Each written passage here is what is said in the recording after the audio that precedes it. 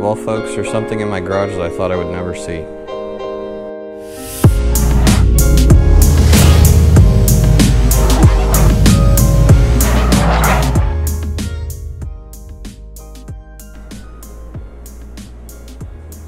A General Motors product.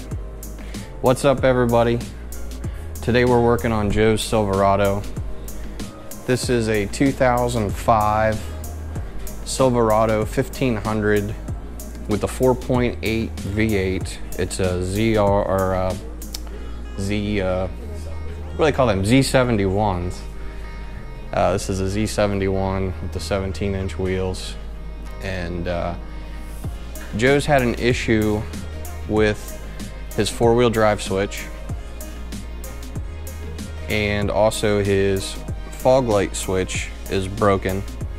The fog light switch actually, it's supposed to pop back out, but it's stuck in. And then we're also just going to replace the headlight switch while we're at it.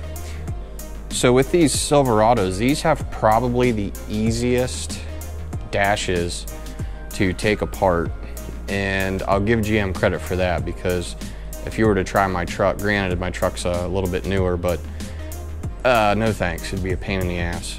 So basically what you do is you take your tilt steering and you drop it all the way down, and then you set your e-brake, and you can make sure the truck's shut off, and drop your transmission selector all the way down into 1.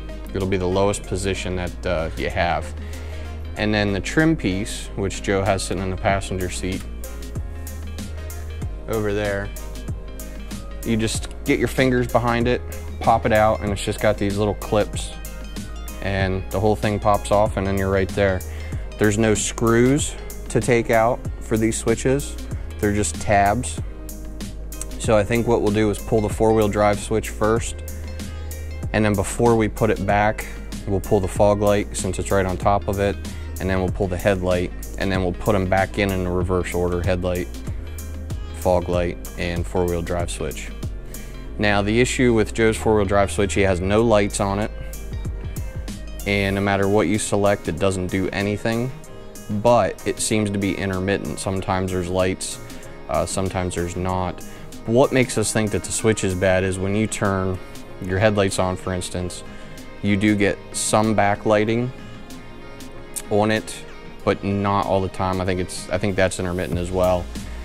So we're going to start with the switch. If we find that that doesn't correct the four-wheel drive, then it's more than likely the module, which sits back behind all of this stuff. And you're talking about 150 bucks for the module back there. The switch is like 30 or 40. So no big deal if it's not this switch, but we're just going to throw a new switch at it anyway and see what happens. So let's get started. As you can see, the trim piece is already off, and we're going to get to it.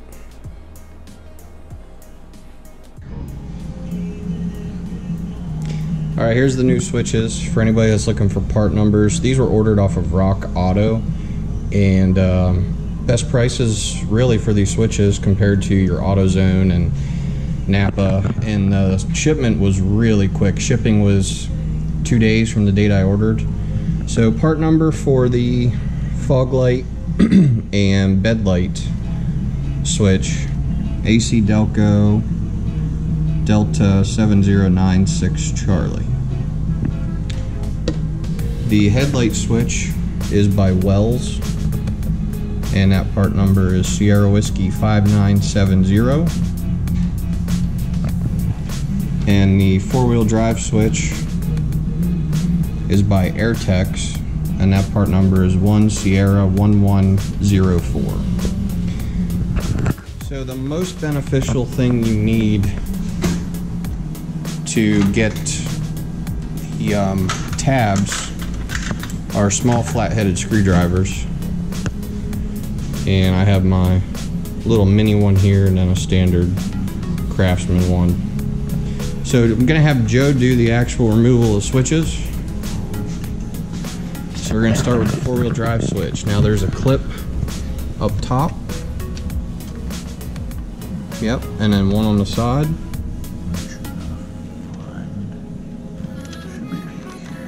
And then you just kind of pry those and you'll see it pop out a little bit. And you don't want to torque it too hard because obviously you don't want tabs to break, because the tabs are what's in the dash. Okay, so there we go. So the back of the four-wheel drive switch has two connectors, and these are also with tabs on this side.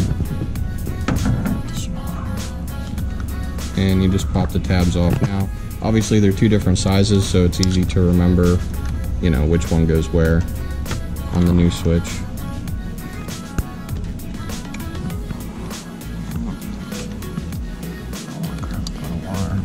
And they can be tricky.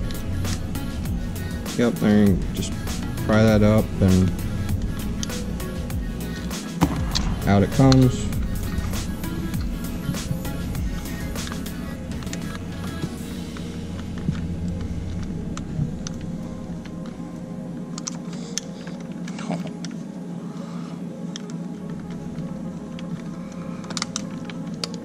Okay, there we go.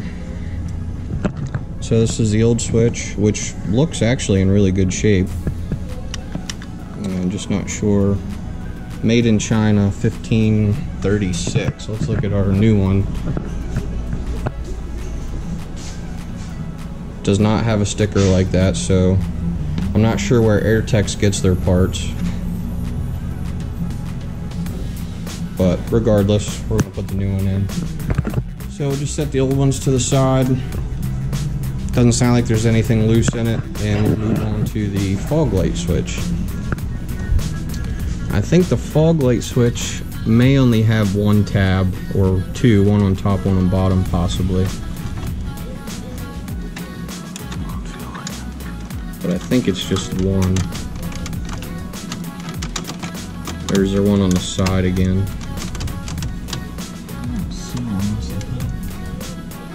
The nice thing is we'll just look at the new one and see where the clips are.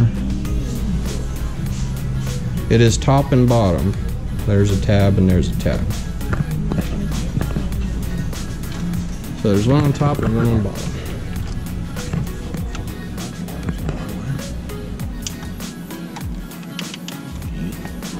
I think it's got to be back further. If you need to get out to see. You're fine.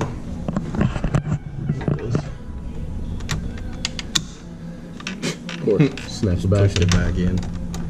The other screwdriver's up in the dash. There you go.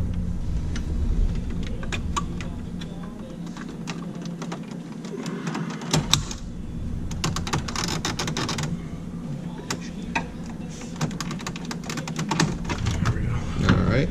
So that has one connector, which again is a small tab that holds it in. There we go. And then last but not least, we're going to pull the headlight switch, and then we'll put the new ones back in. Now I've got some dielectric grease, and granted it doesn't look like much water would get in here, but I like to use dielectric grease on pretty much every connection that I'm doing. I think it's just a little bit of a safety factor for me. That way I know it's good.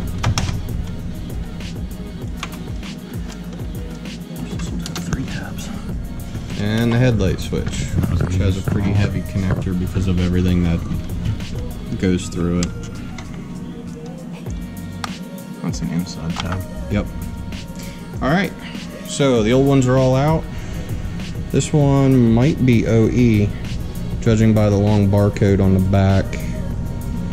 Assembled in Mexico. So yeah, it sounds like it's probably OE.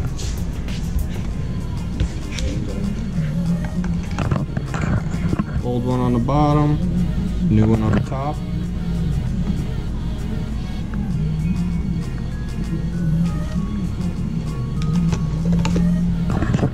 And I'll get my dielectric grease, and Joe's holding up the old one's on the left, and if you get a side profile you can see how the button's pushed in and how it's supposed to be.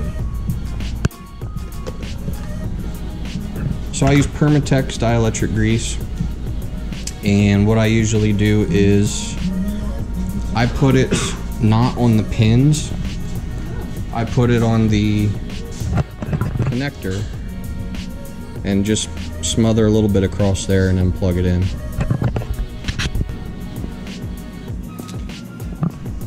Okay, sorry about the interruption there. And we've got our dielectric grease, and I'm gonna ask Joe to just hold the connector upright a little bit. I'm just gonna squeeze a little bit on here. You just want a nice thin coating over the hole, so then as the pins go in, it pushes that grease into it. It does not take much at all. And you don't have to do this. This is just something I do because who's to say Joe doesn't leave his windows down and the rain comes in sideways and gets in behind the switches. So this will help guard against that a little bit. Very possible.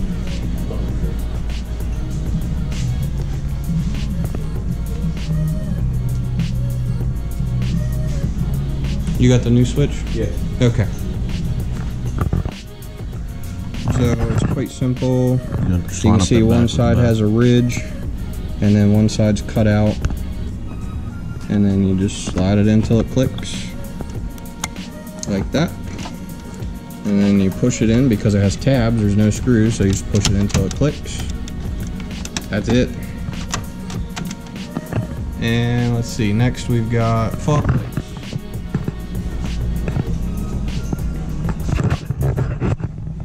Fog lights.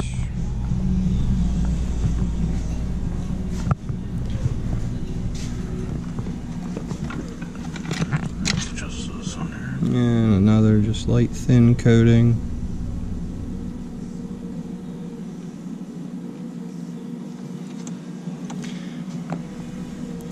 Now part of me thinks, you know, maybe we could have gone the technical route and disconnected a negative terminal of the battery and stuff like that, but we're not doing anything with switches that have power. None of these are powered without the truck on. Now there's power obviously, but there's nothing active with the switches.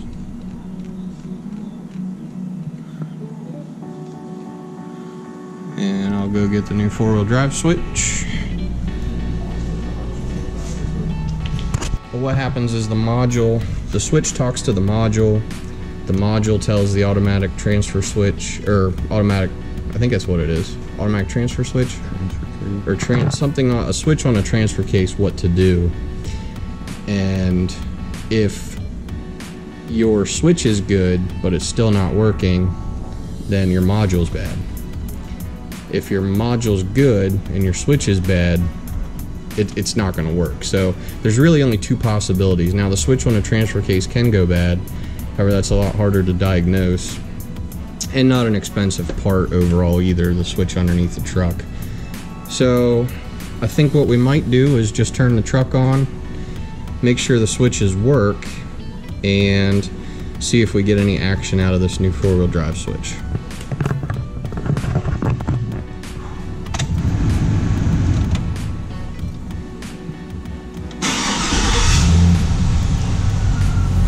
Alright, so we're going to check the headlight switch.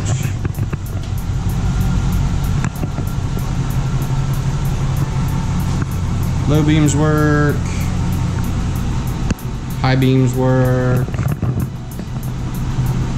And headlights off. Now how do you do the daytime running lights? Does it have to be in gear? Because that's low beams there. Yeah, it's not. Okay. Well, that's fine. At least we know the headlight switch works. Try this rolly thing, make sure your interior lights come on. Yep. You can just tell by this where it says Surge 4-wheel drive. Okay. Just tell by that's gonna be that module. They're all in. Alright. So that would be bed lights, and those are on. And fog lights. And they're on. Yep, alright, so those switches definitely work.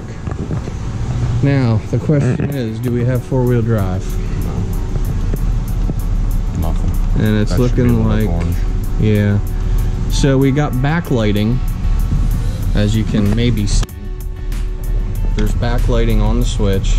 However, there's supposed to be an orange LED that lights indicating what position you're in, 2, 4, etc.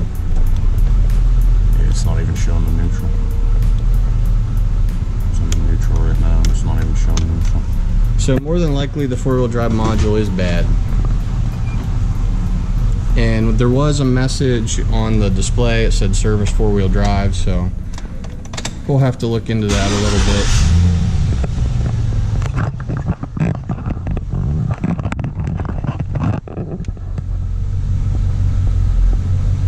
There it is. Okay. So, if anything, we know that the switch in theory is good. Next up would be the 4-wheel drive module, which we did not order, so that'll have to wait for another day. And there you have it. Switch replacement on a 2005 Silverado 1500. Okay, so we were going to look at the grounds, and then we figured out that there was another issue with some surging in the voltage. And after doing some research, we decided we replaced the alternator. Give GM credit here, this is a really easy alternator to replace, about as easy as my 78 Fiat was. You got a belt tensioner down here, it's a 15mm bolt. Put a socket on, you push down towards the harmonic balancer. Push down, it releases tension on the belt. Take your belt off of the pulley. 2 bolts, 1 plug, and your 12-volt line for the power feed. And we didn't video any of that, but we're going to video the replacement here. So we went and got a new alternator. It's 145 amps from Napa. Don't really know who the manufacturer is, doesn't really matter. Manufacture date was May 31st, 2018 at 7:13 a.m. So we're gonna put that in real easy. It just lifts into place, and we'll get started here.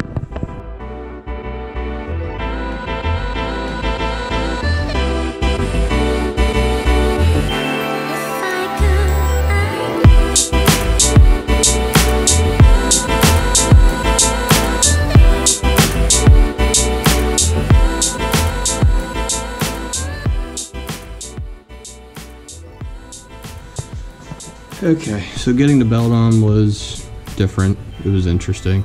It's definitely snug. A second set of hands works good. Make sure you get pressure on that tensioner pulley, and then getting it over the lip of the alternator. And obviously this will in theory self-center itself once you're moving, but try to make sure that's sitting as well as possible, and make sure everything else is in the grooves like it's supposed to be. And it does look good all around. If it's off by a groove, I'm not sure if these work to get themselves back in a groove. You know, I'm not very familiar with it, but everything looks good. Everything looks like where it's supposed to be. So we're basically getting ready to fire it up, and we'll go inside and look at the dash voltmeter and see if we get any fluctuation. Then we'll put a meter on the battery.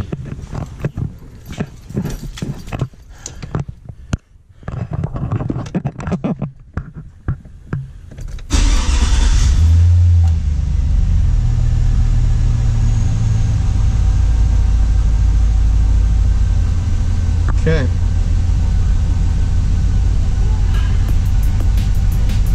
That's better already. And there we go. The alternator set at 14.8 volts. You can see it's just a hair over 14 there. It's not bouncing all over the place. Now it may fluctuate a little bit when the AC compressor goes on, but what we want to do right now, we're just going to put the meter on the battery, make sure we're getting all the voltage there.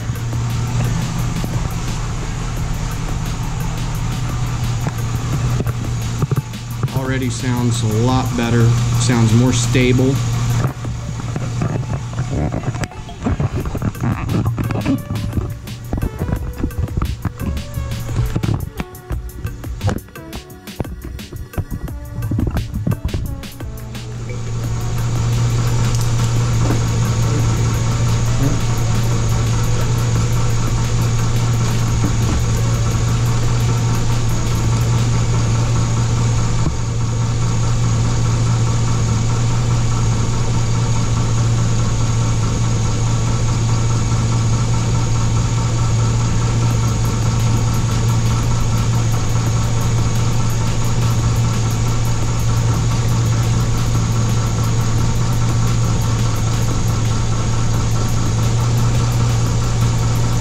Now, I don't know if you can hear me, but at the battery it's reading 14.4, and that's perfectly fine. If it was 14.8 at the alternator, we're losing 0.4 volts somewhere, which is not a huge deal. It could just be a loss in the battery cable itself.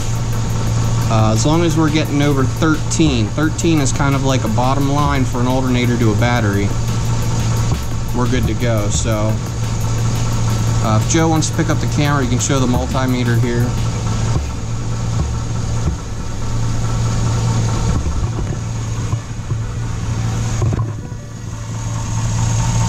And there you have it, 14.4241. It's real stable.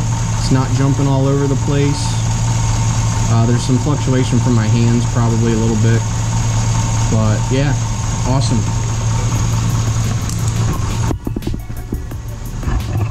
So there you have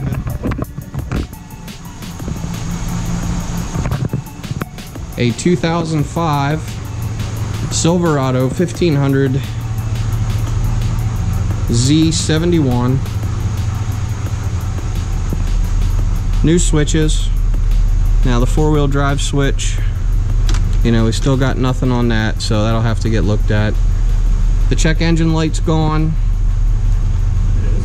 Yep. So the check engine light that was on was probably related to the voltage. That's gone. That's perfect. We'll say my engine was misfiring. And it was probably misfiring because of the voltage irregularity.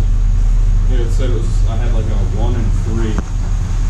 So the engine code was for a cylinder 1 and cylinder 3 misfire, and now it's gone. So like I say, with his having the MSD ignition coilover pack or coil packs, my guess is that little bit of voltage irregularity was throwing codes for a misfire, even though he had put new plugs in it and everything. Everything was good to go with that. Putting the dash back together, easy peasy. Pop that in.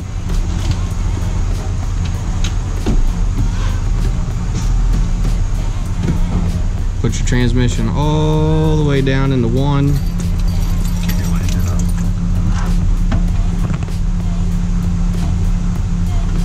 And here's the trim. You just gotta, that's the hardest part, is getting that part under there. Yep, there you go. And then it's just push pins. You get everything lined up. Nope, that one missed. Yeah, you gotta go up. There you go.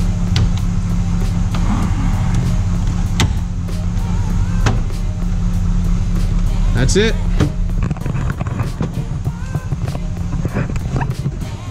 So folks, there you have it. I was working on a Silverado. Joe did a lot of work with me today, which is good. It helps with filming when you have a second set of hands.